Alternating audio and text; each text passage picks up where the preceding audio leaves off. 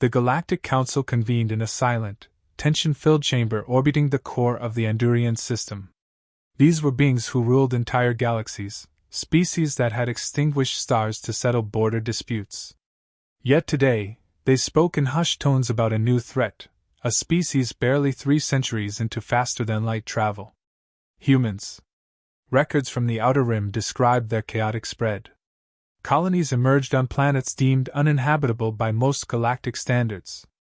Acidic rain, seismic instability, predatory wildlife, none of it deterred them. One counselor from the Thalrun Collective recalled a scouting drone observing humans domesticating aggressive predators on one of their frontier worlds. Another brought up the unsettling concept of extreme sports, misinterpreting it as a form of ritualized warfare.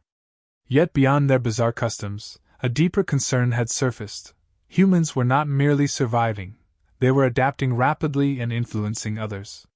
Several core council species had already reported signs of cultural contamination. A mining outpost in Sector Y3 experienced a spike in productivity after its workforce began listening to human audio broadcasts described only as metal.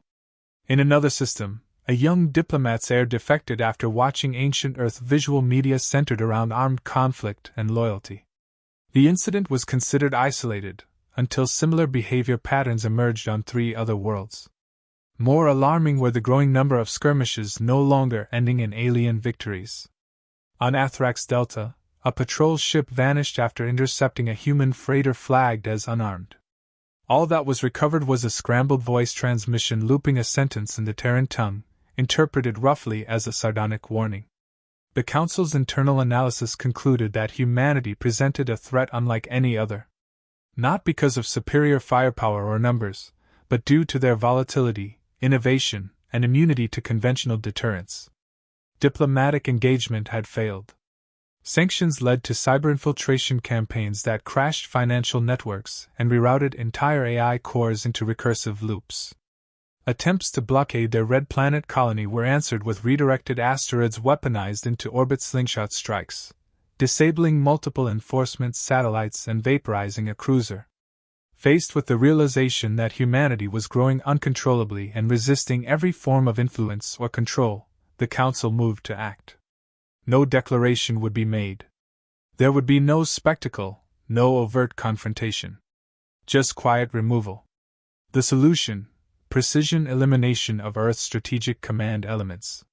5 operatives were chosen, each one a specialist in finality. The Velcor Infiltrator, a master of invisibility and body temperature mimicry. The Zenari Parasite, whose psychic takeover left no mark and left its host seemingly untouched. A Zarn Construct, engineered for pure biodestruction with weaponized tissue and regenerative armor. The Korthan Face Killer, able to blink through walls and kill in silence. Lastly, the Silex Shade, a synthetic ghost immune to detection, deployed only in targets where failure was not acceptable. These agents had never failed. Each had concluded their assignments across dozens of systems without ever triggering alarms. Their purpose was not combat but silent correction.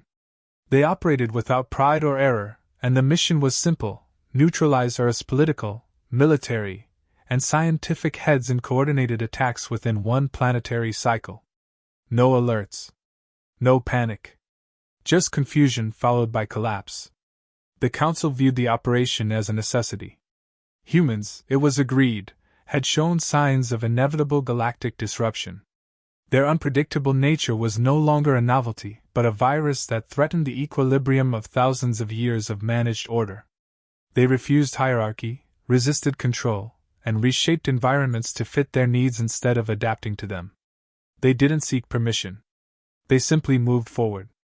As the assassins departed in cloaked vessels, Council members relaxed for the first time in months.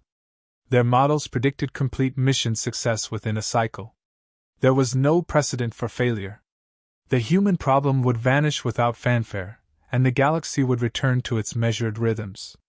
No one in the chamber asked what might happen if the mission failed. No one considered that by trying to eliminate humanity's leaders, they might provoke something deeper. Something not driven by systems or structures, but by instinct, retaliation, and memory. The first operative touched down near the outskirts of a classified installation buried beneath the Nevada desert. Its target, a general overseeing deep space defense protocols and off-world military logistics.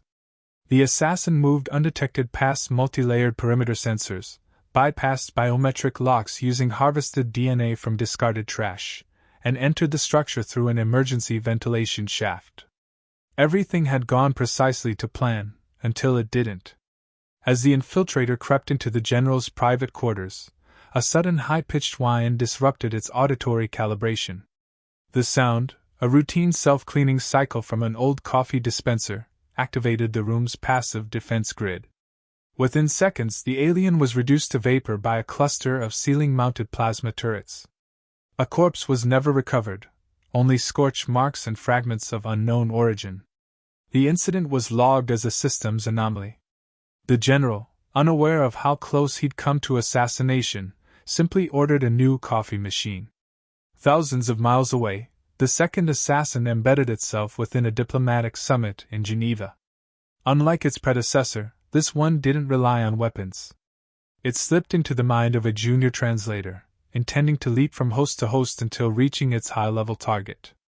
What it hadn't accounted for was the translator's irregular neural structure, a result of a traumatic brain injury from a childhood accident. The parasite's psychic sync misfired.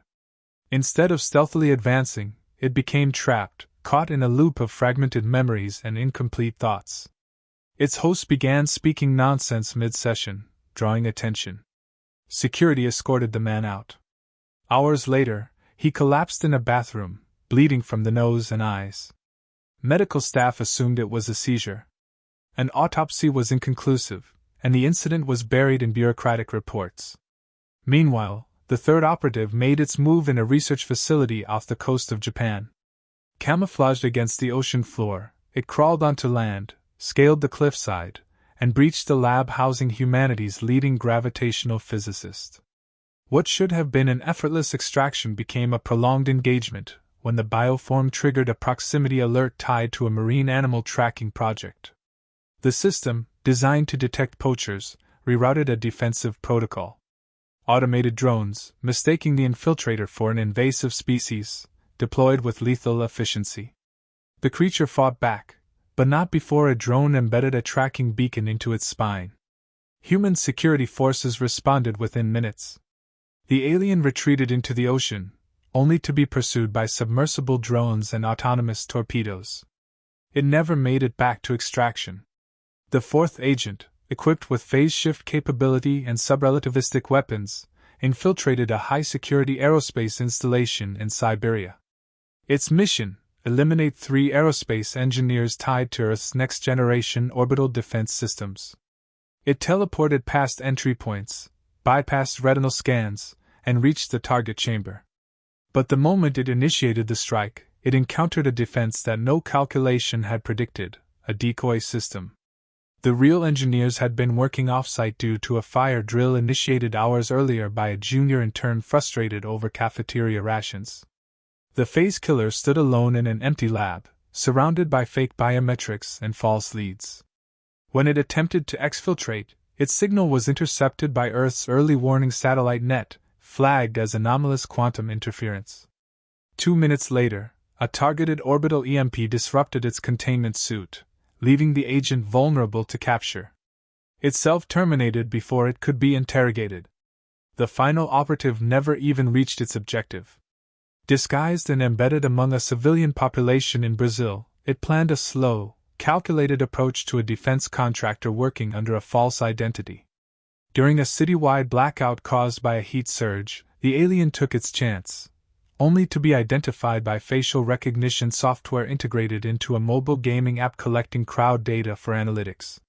Within hours, a private counterintelligence firm flagged the footage, and local authorities initiated containment. The creature engaged, but was subdued by a former Special Forces operative now working as a janitor in the building. The man acted on instinct, weaponizing a broken chair and fire extinguisher. The alien died on sight. By the end of the cycle, Earth remained untouched. 5 elite assassins had entered human space. None succeeded. None returned. Humanity hadn't fought back deliberately. It hadn't known it was under attack. It simply reacted, chaotic, irrational, and impossibly effective. Human intelligence agencies began noticing anomalies. Strange radiation spikes, unidentifiable biological residue, and patternless disturbances in security infrastructure. Initial reports were dismissed as technical glitches until analysts started connecting timelines. Each anomaly correlated with the sudden deaths of high-value personnel or unexplained internal alerts.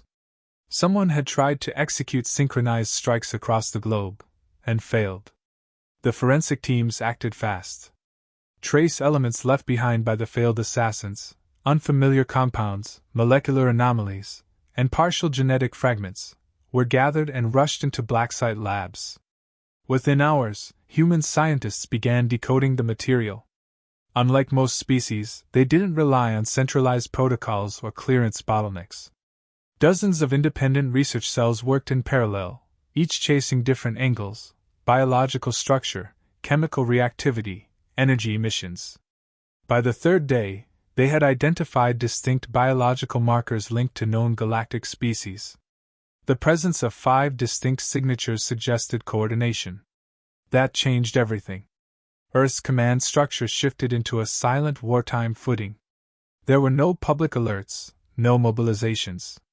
Instead, agencies initiated deep monitoring across satellite networks, defense grids, and atmospheric data channels.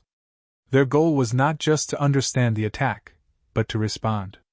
Signals intercepted from the high-altitude stratosphere led to a cloaked vessel in Earth's orbit.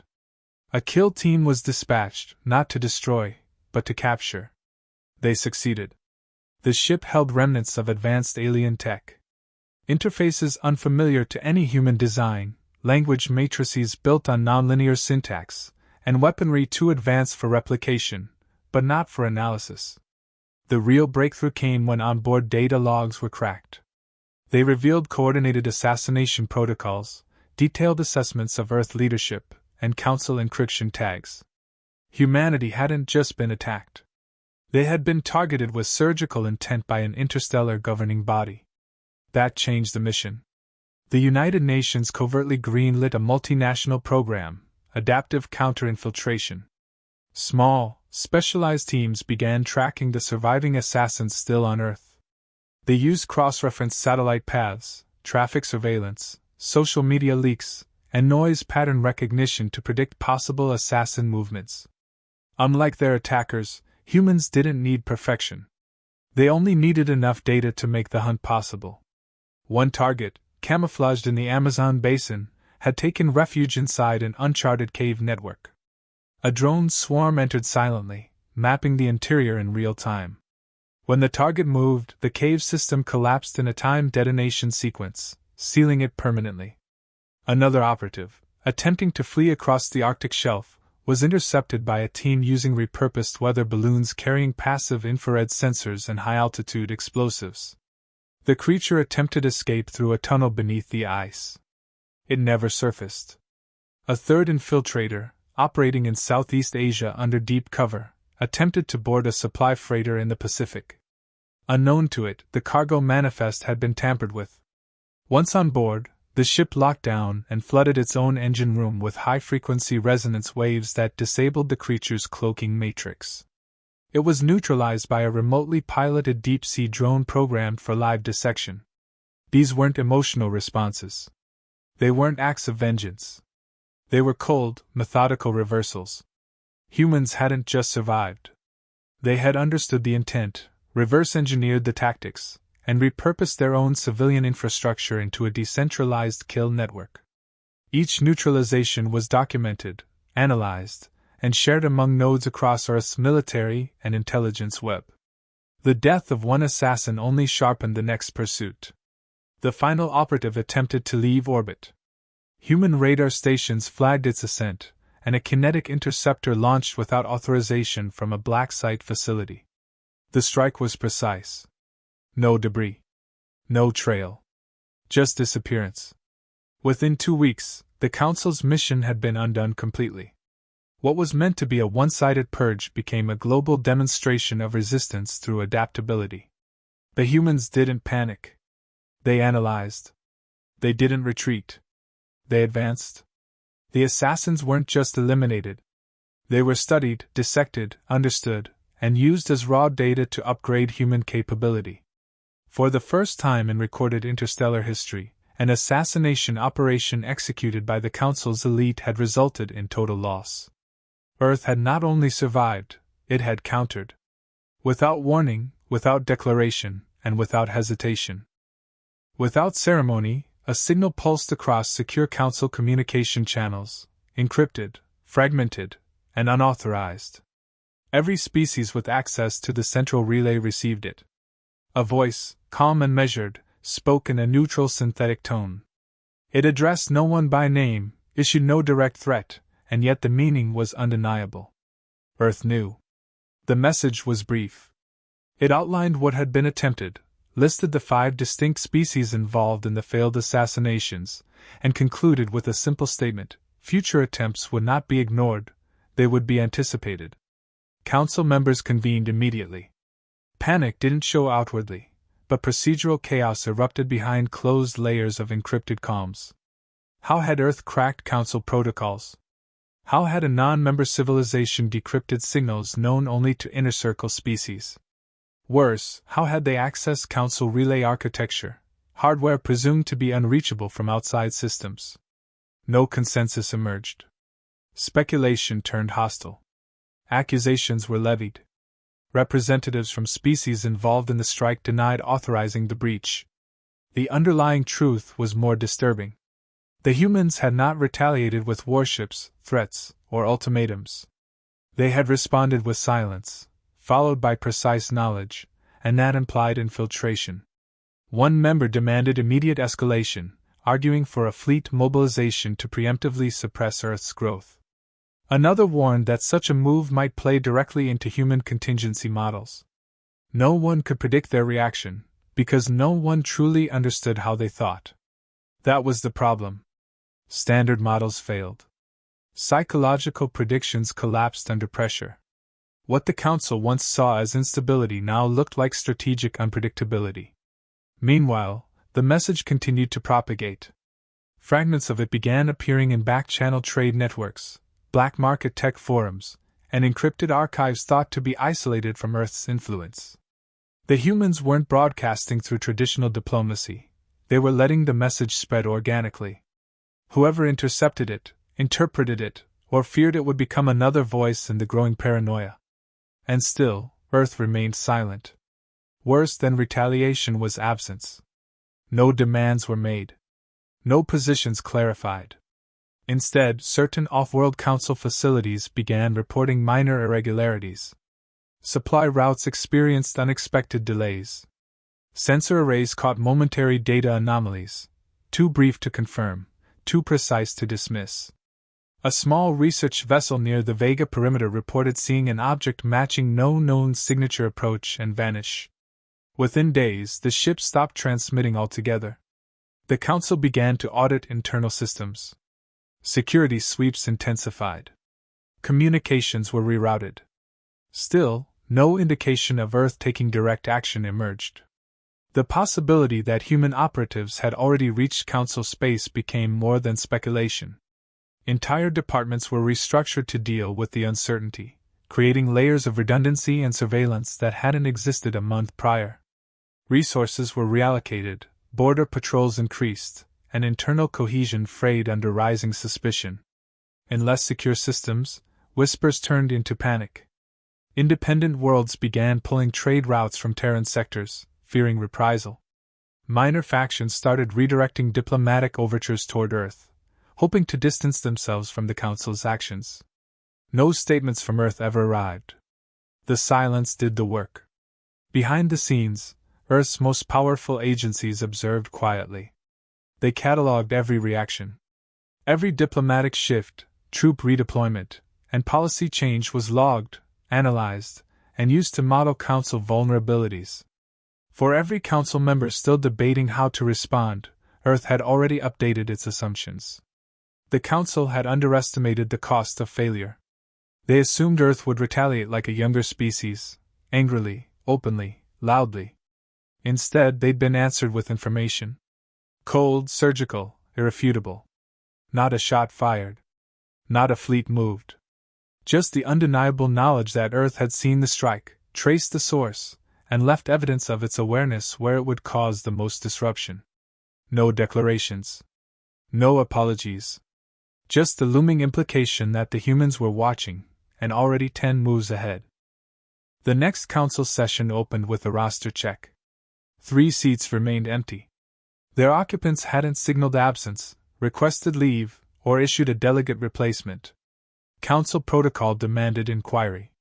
No response came. Communications routed to their embassies failed. Surveillance relays posted outside their homeworlds went dark within hours of activation. No ships entered or exited those systems. A resolution was proposed to investigate. It passed without objection, but no vessel volunteered to lead the mission. Internal investigations produced nothing. Security sweeps uncovered no evidence of external interference. AI overseers in charge of maintaining continuity protocols malfunctioned simultaneously across 6 different council installations. A shared root cause couldn't be determined.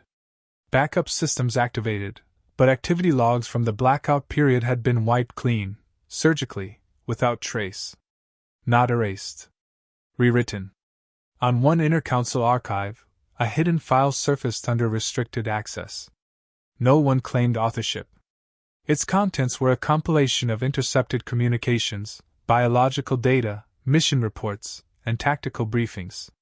Everything related to the original assassination operation.